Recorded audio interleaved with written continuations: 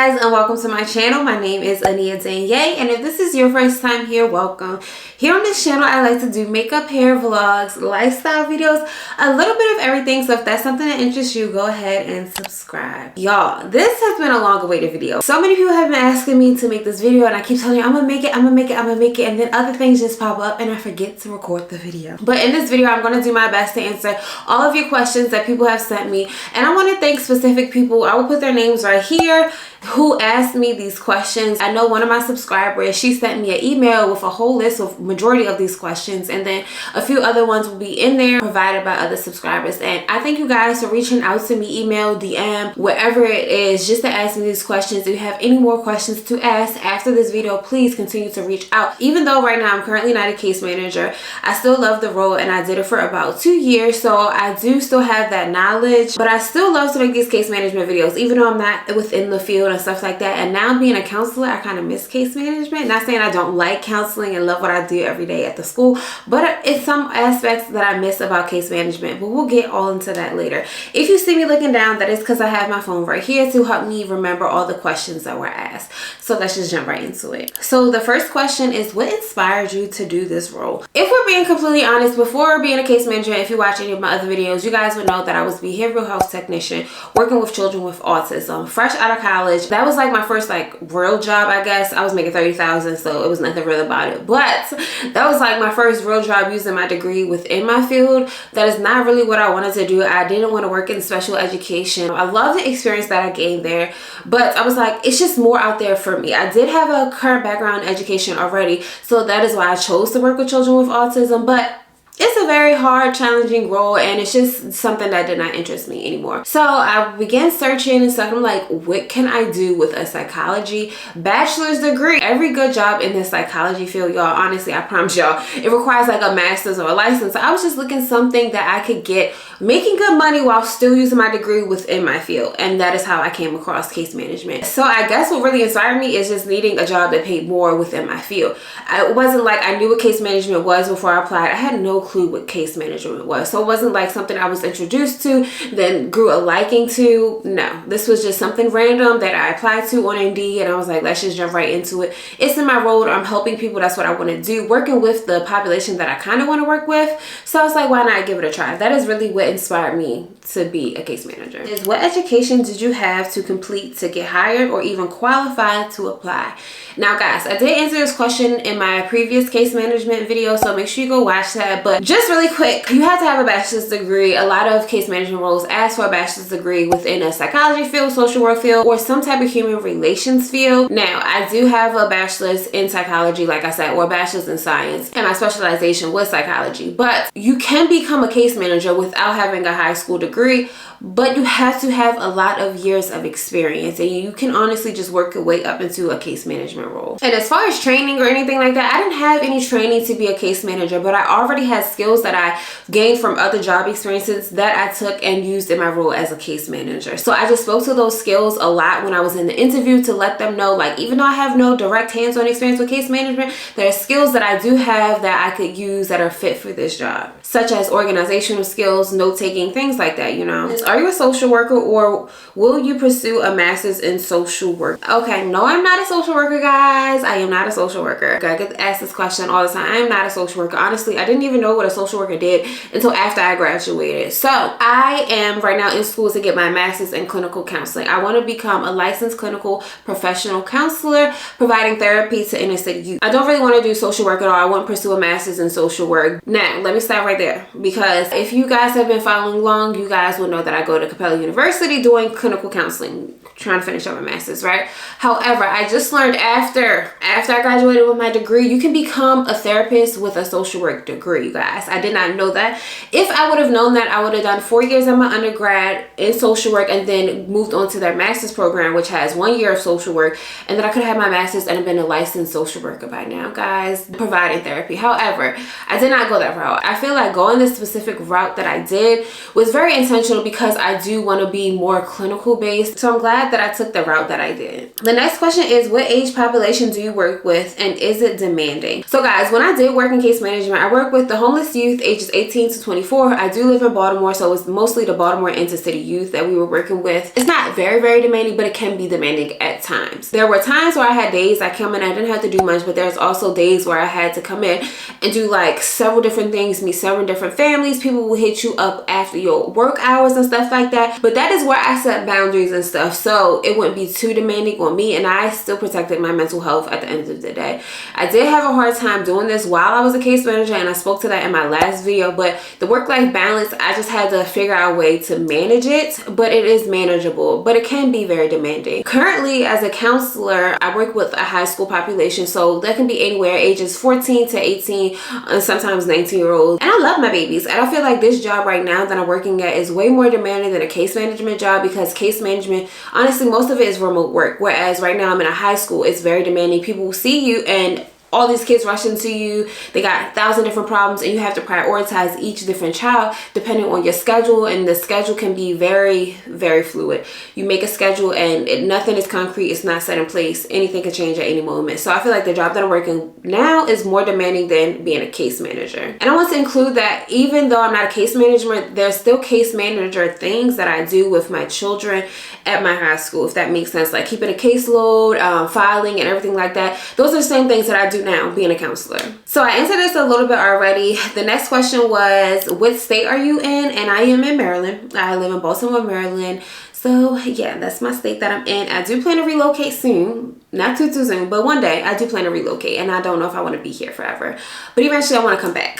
Okay, I want to come back because I have family here. Another question is, what companies was I researching before becoming a case manager? Y'all, like I said, I didn't know anything about case management. So when I first came on Indeed and I just typed in like psychology degree jobs, bachelor psychology degree jobs, a lot of case management positions came up. And honestly, I just applied to all of them. I saw what the pay was. I was looking at benefits as well, because at the time I was still my parents' insurance, but if I had worked there a little bit longer, I would have got off my parents' insurance, because that is when I turned 26. Like I said, I didn't do much research in these companies, but if you are researching, look for nonprofit companies. They're really good. Some state jobs or government jobs, you can be a case manager as well, but look really into your nonprofit organization. I try to stay away from LLCs and stuff like that, because I didn't want to be a contractor filing my own taxes. It was too much. So I wanted to look for something stable, full-time, set in place. I really wasn't focused on what company it really was, because honestly, there are several different companies that offer case management, and case management at the end of the day is what you make it and how you manage your caseload. So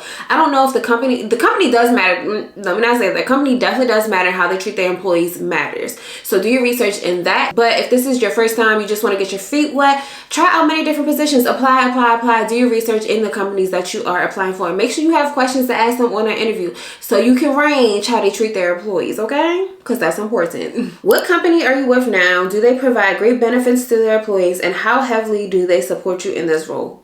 Okay, that was a few questions. All right, let's start with the first one. What company am I with now, guys? I told you. You guys know I'm not a case manager anymore, but I was with a nonprofit organization. I'm not going to say the name just to protect my privacy and the privacy of the others that work there or people that are enrolled in that program. So do they provide great benefits to their employees? I quit the job before I turned 26. So the whole time I was a case manager, I was on my parents' insurance. So I'm not too sure about their benefits as far as like health, vision, and dental, everything like that. I do have a coworker who was on their insurance plan, so maybe I can get her to talk about it a little bit in another video, but I'm not too sure about that benefits. As far as benefits for like time off and stuff like that, my boss, he looked out for y'all, girl. He looked out for me, okay? Take time off. He would sometimes be like, no, just take a mental health. Like, if I was on vacation and needed to extend my time or anything, my boss was very forgiving for that and stuff. So he looked out for us in ways like that. So it was beneficial in that sense. As with my time, it was more so beneficial with my time than benefits as far as like healthcare and insurance and stuff like that, because I told you I didn't get to enjoy those perks. The last part of this question, how heavily did they support you in this role?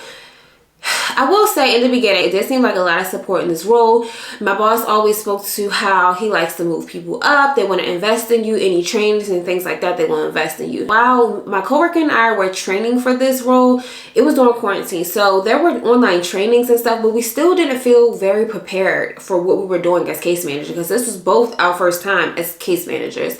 They more so gave us trainings on like trauma-informed care or talking to homeless youth and just teaching us like what what we're getting into and more about the program and how we could connect with other people and giving us resources that we could provide. But it's like they weren't really explaining what we do like on a daily basis. We just had to figure that out as we went along. Now, further into my job, like a year into my job, I just stopped feeling the support. It was still the verbal support, like, oh yeah, I'm gonna back you when you do this, and I'm gonna back you when you say that, and I agree with you, and yeah, well, we should do this, we should do that. However, when it came time to put in the action, they lacked. They dropped the ball, y'all. They just did whatever they wanted to do. Granted, they are the bosses. They can do that. But don't ask for help from your employees and feedback on how to make the program better when you don't implement that feedback. And then you fail, and then you come back and it's like, oh yeah, maybe you're right. Maybe we should have done that. When we were telling you that all along. So, anyways, neither here or there. I'm obviously gone for a reason. I feel like they tried to play with my coworker because her and I came in together at the same time. So I left once, and then I got a new job for a few weeks, didn't like it, I came back. I left again to enter my position as a counselor at this current high school that I'm at. My coworker at the time, who was also not my current coworker, she was getting fed up with the job. She saw some of the similar things that I was seeing, and she just wasn't feeling it. And the pay, y'all, the pay wasn't there. So a role was open up at my job that I'm currently at as a social worker, and that's what she has her master's in. So I was like, girl, you know, like, just come over to this job. They hiring, they paying more. So she made that transition over. At the last minute, our boss was like, you know, well, we've been trying to hire you and promote you into this new role. Mind y'all, the role didn't even exist. It was nothing on paper. He was trying to convince her to stay, talking about, well, we're going to support you. We're going to support you. Where was this support before I threatened to leave? She ain't just threatened, y'all. She did it. She did it. She left, okay? But what was the support beforehand, you know? So, whatever. I just rambled on a lot, but y'all get the point. Is it hourly or salary? I was a salary employee. I think there are hourly positions where you can still get paid hourly as a case manager, but I feel like that's more so PRP worker. But if you're a case manager, most jobs are salary. And if you want to know how much I got paid or everything like that, you can go watch my other video. It will be linked in the cards and down below in the description box. Moving on, what were my hours as a case manager? On a typical day, I would come in 8 to 4 o'clock, okay? And then we get like an hour break. When we got into our role, our boss let us become more flexible with the hours because sometimes clients would need things on the weekends, and we just was only available Monday through Friday. However, if we needed to do something on the weekend, then we would take a day off during the week. Or if we would needed to show up for an event or volunteer an event on the weekend for 2 hours, then we could come in late 2 hours on another day. He would be real flexible with our time. It wasn't a very rigid schedule, but the typical schedule you were expected to work is 8:30 to 4:30 on a daily basis. And we're expected to be in office as the COVID restrictions lessened. But before then, we were completely virtual, stayed at home, and then we moved to a hybrid schedule, which I hated. And then we went to fully in person, which I despised. So yes, the hours were very flexible. I kind of answered this next question a little bit already, but it says, were you supervised or did you dive right in, or both? Okay, now, like I said a little bit, we just dived right in, y'all. I ain't even look at it. We just dived right in. We didn't know we were doing. Our boss said he was a case manager, but he didn't really show us how to manage our cases right away. It wasn't until like things arise, then that's when we asked questions, then he showed us. But it's like, dang, if he would have just told us, then we could have prevented this from happening.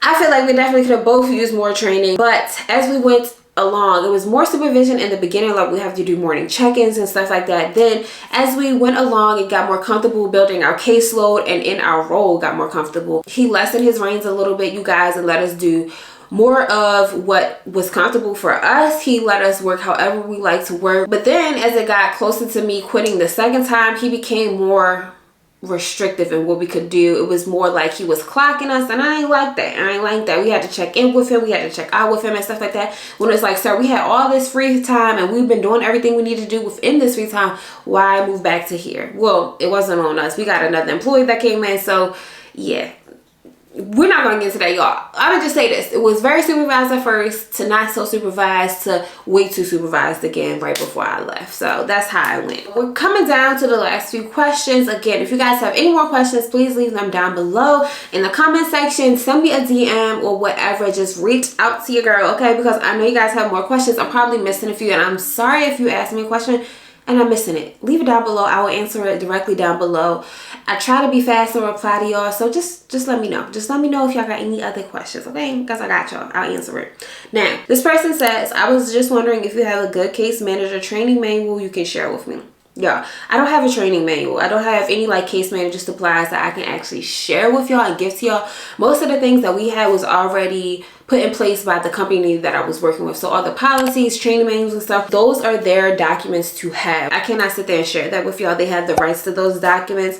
So I'm sorry about that. But if you have any specific questions about what you can do to be a better case manager, please ask me those direct specific questions down below. But there's nothing like I can physically give to you guys. I'm sorry.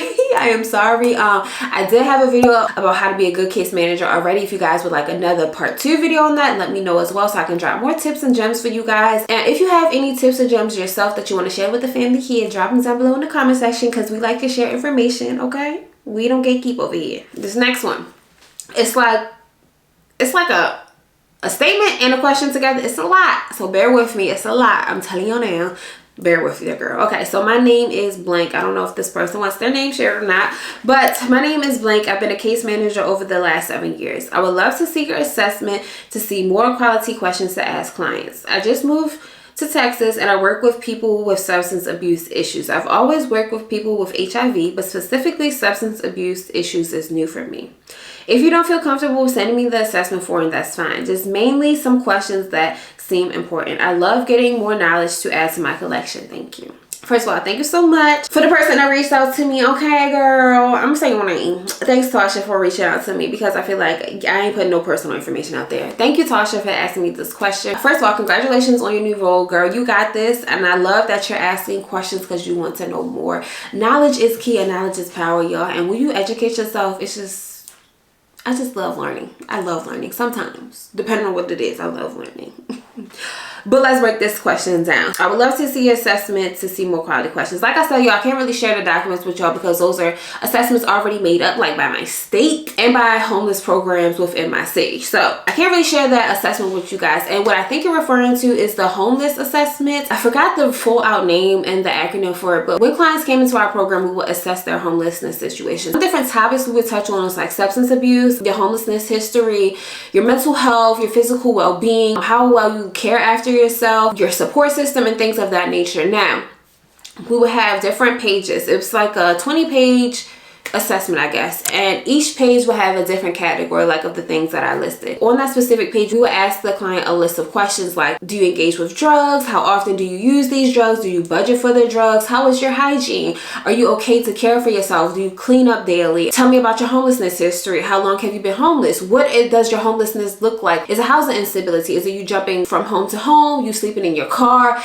Is it street homelessness? Are you living in a shelter? We just ask a series of questions just to get to know more about the client that we're serving and how to provide better resources for them. We don't use any of this information to hold against them or to stop them from getting any of the resources that we're providing. We just use this as a gauge to see where their need is and where we can support. We don't judge them of how they answer these questions. We want them to be honest with us, and you have to let your client know that this is a judgment-free zone. But another big part of the assessment is asking them about their financial status, how they are with managing money, where their money goes to, if they have a gambling problem, do they have a drug problem, what type of mental health issues have they been diagnosed with, their health history, do they have any serious health conditions like asthma, are they physically disabled, are they mentally disabled, intellectually disabled. These are just questions we ask and we want to know so we can find out were they ever incarcerated, were they in child care, were they in the foster care system, were their parents incarcerated, are their parents deceased, do they have parents, like do they know where their parents are, what is their support system looking like. Those are the few questions that I can think of off the top of my head, and I hope that helped you. Now, as far as working with people with substance abuse and things like that, I am not specialized in that at all, guys. Now, I do know a little bit about it, but this is an area that I want growth in for myself as well. I want to learn more about it. So any tips that you have with working with clients with substance abuse issues, share them as well down below to help us out. However, when you are working with substance abuse clients, there are many different forms and assessments out there that you can use. Now, most people have to be certified like a clinician or something to provide these assessments, but there are ways that you can get assessments as well. There are a few assessments out there to help clients with substance abuse issues, such as TAPS, which is the Tobacco, Alcohol, Prescription Medication, and Other Substance Abuse Use Tools that can be used to assess clients. You can also use the Screening to Brief Intervention, which is the S2BI, or you can use the Brief Screener for tobacco, alcohol, and other drugs. Those are a few examples of assessment tools that can help clients that may be suffering from substance abuse use or substance abuse dependency. Okay guys, so if you watched this video thus far, thank you so much. Please make sure you like, comment, share, and subscribe. Okay, now if you have any other questions, I hope I answered everything, guys, and if I didn't, please, before you ask me a question, go watch my other video. I probably already answered in my other video, but if I didn't, because sometimes, you know, your girl don't be knowing everything and I'll be getting to everything, leave a question down below. I'll be sure to answer it. I love you guys so much, and thank you for watching this video. Bye.